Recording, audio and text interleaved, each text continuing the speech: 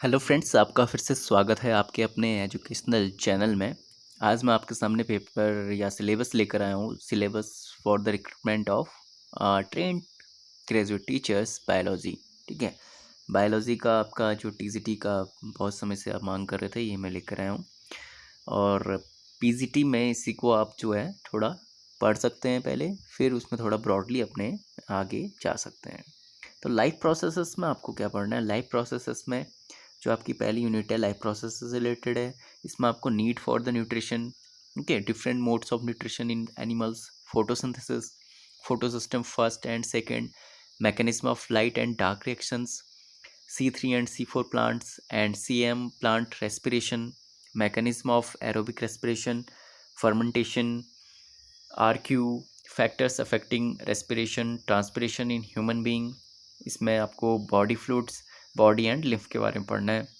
Circulatory system पढ़ना है पूरा, respiratory system, transportation in plants, ascent of SAP, absorption of water, transpiration, translocation in plants, transportation in animals. इसमें आपको transport of CO2, O2, excretory system in animals और excretion in plants. तो पहली unit आपकी ये है। दूसरी यूनिट जो है आपकी, उसमें आपको कंट्रोल एंड कोऑर्डिनेशन आपका आएगा।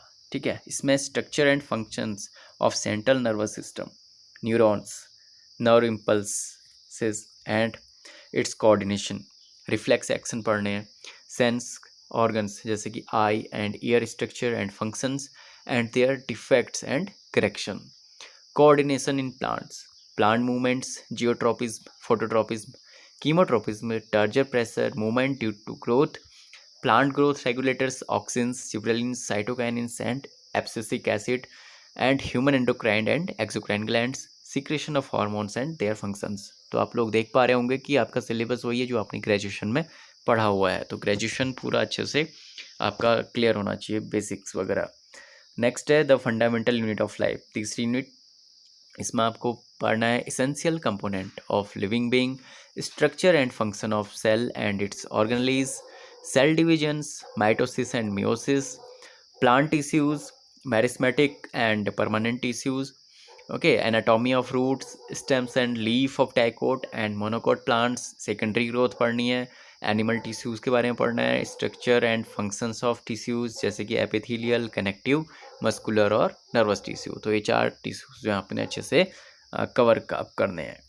फिर आती है चौथी यूनिट। इसमें आपको डाइवर्सिटी ऑफ लिविंग ऑर्गेनिज्म पढ़ना है जैसे कि AIIMS and components of systematic, okay, introduction to identification, nomenclature, phylogeny and classification, basis of classification, taxonomical hierarchy, plants classification, Bentham and Hooker classification, classification of animals, non-chordates and chordates, classification and relationship of various phyla up to class, binomial nomenclature।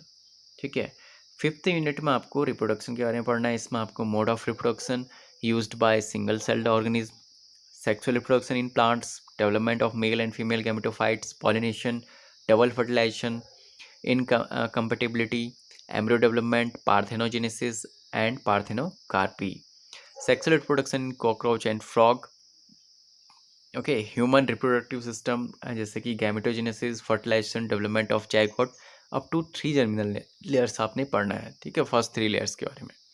फिर general aspects of placenta और जो अगला है उसका है फिर है part tradition. ठीक है, कैसे उसमें आपका मेटामॉर्फोसिस एक्सेट्रा ये सब चीज़ें पढ़नी है। Reproductive health, problems and strategies, family planning. ठीक है, फिर लास्ट यूनिट जो आपने कवर करनी है, सॉरी, सिक्स्थ यूनिट जो है वो आपकी हेरिडिटी एंड इवोल्यूशन। इसमें आपको Mendel laws of inheritance, monohybrid and dihybrid crosses, pattern of inheritance, dominant और recessive, sex linked inheritance, incomplete dominance, codominance, polygenic inheritance, heredity variation, multiple alleles, sex determination, polyploidy and mutation, gene expression.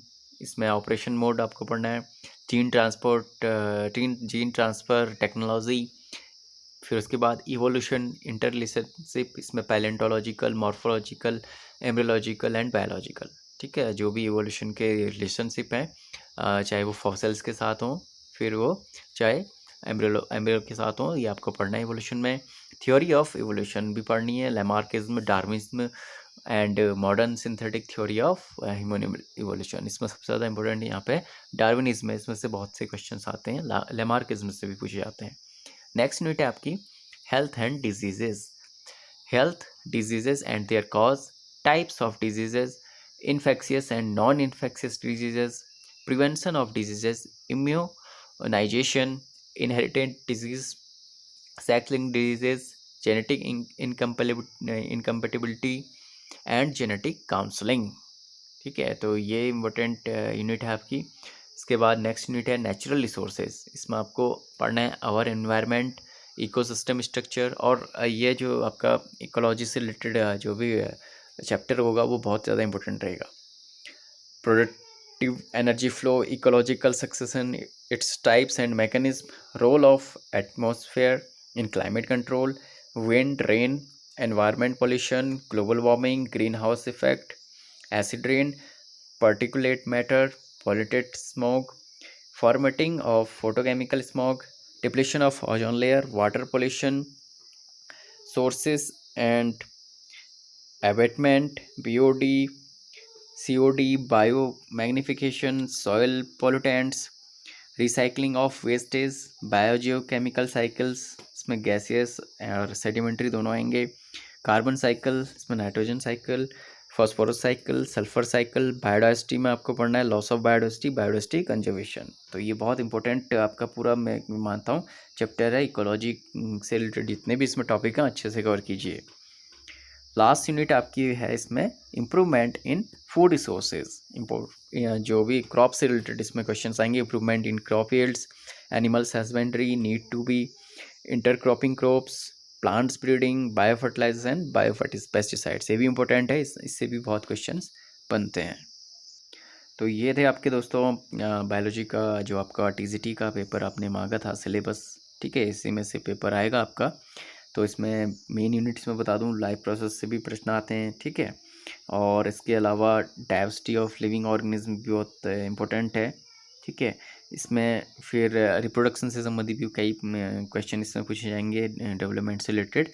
Heredity and evolution, जी हाँ, genetics का ये जो part है ये भी काफ़ी important है, इससे क्वेश्चन बनता ही बनता है। और नेचुरल रिसोर्सेज मैं आपको बता ही चुका हूँ, और कुछ क्वेश्चंस इसमें से भी बनेंगे। ठीक है, तो 9 यूनिट में से कम आपने जो है 6 यूनिट, तो मैं कहता हूँ कि अगर आपको अच्छे से अच्छी मेरिट में आना है तो 6 यूनिट अच्छे से तैयार कीजिए, और बाकी को भी थोड़ा थोड़ा ज़रूर देखिएगा।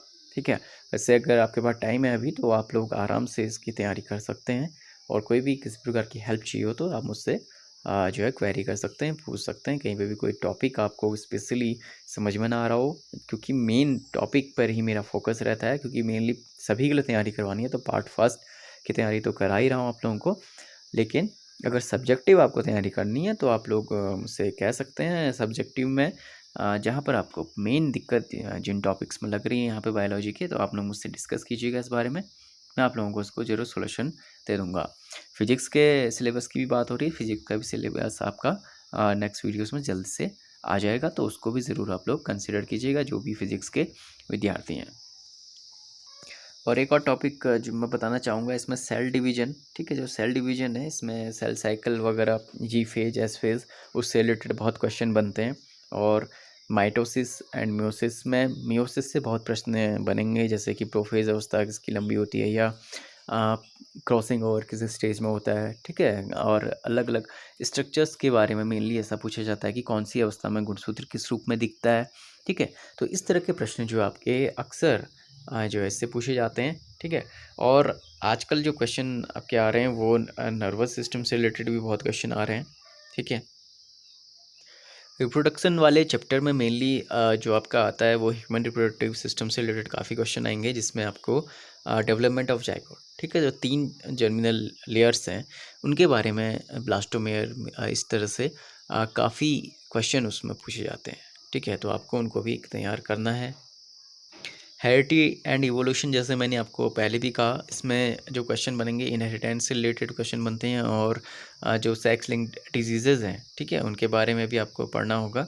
तो उसमें से रिलेटेड भी काफ़ी क्वेश्चंस आते हैं, जैसे कि सेक्स इनहेरिटेंस जो लिखा हुआ है यहाँ पे, ठीक है, वही डिजीज़ से रिलेटेड है, हीमोफीलिया, ठीक है, कलर ब्लाइंडनेस, उससे रिलेटेड भी क्वेश्चन काफ़ी बनते हैं। अगर आपने प्रीवियस के पेपर्स देखे हो तो आप लोगों को उसमें पता चलेगा, ठीक है। और इसके अलावा हाँ, जो मेनली आपका इनके मेंडल के जो लॉज थे, 3 लॉज, उससे रिलेटेड भी काफ़ी प्रश्न पूछे जाते हैं। तो ये थे कुछ इंपॉर्टेंट टॉपिक। ऐसे ही मेरे साथ बने रहेगा, अगले वीडियो भी मैं आपके सामने लेकर आया करूँगा। Thank you.